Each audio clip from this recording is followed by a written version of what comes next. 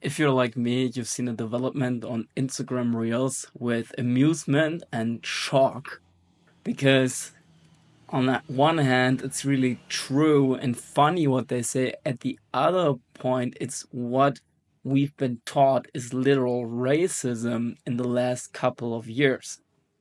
I believe that the radical left has put facts that are threatening their narrative into the right-wing, extremist, racist corner because that's what they've been doing always. In Mao's China, there was a anti-right movement where they called capitalist fascists in order to create a bad reputation so they can weaken their political opponents. You can Google that, a Google anti-right movement in Mao Zedong's China. Anyway, I think the backlash that we're seeing today is a reaction to the woke narrative that that everything is racist and we need to watch our speech and whatever. People are fed up with it, so they start posting those reels. I will look at a couple of reels today and give you my thoughts on them. I hope you enjoy. Let's look at the first reel.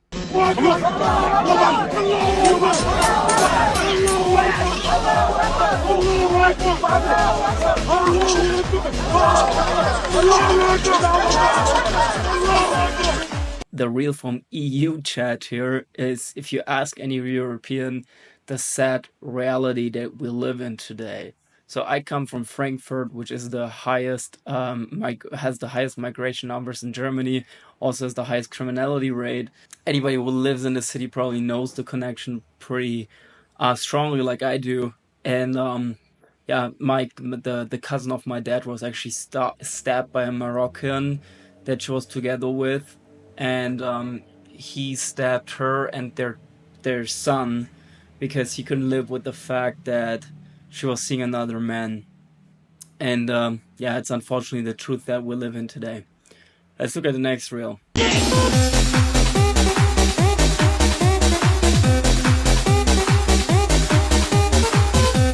So I think this is more like a counter argument against the Black Lives Matter movement in the US, because if you look at the statistics in America that are connected to ethnicity, you can see quite quickly that the blacks actually are the most violent ethnicity in the US and the whites are the least violent. So you could literally have had a White Lives Matter movement in America for that matter.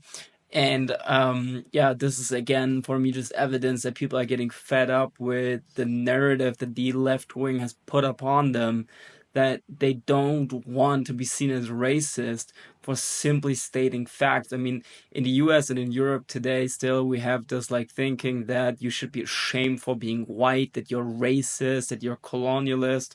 But that makes no sense because Australia was colonized too. The USA was colonized. In South America, Uruguay was a colony and is on the same level as Spain now, the very country that colonized them, while Colombia is still, yeah, in third world country. So you cannot put the blame on the Western world. It's totally ridiculous. But they still do it because the left wing cannot live with the fact that there's different hierarchies, that some people do better than others. In their worldview today, all of that is tyranny and unfair. So that's why they created this anti-white narrative. Let's look at the next reel.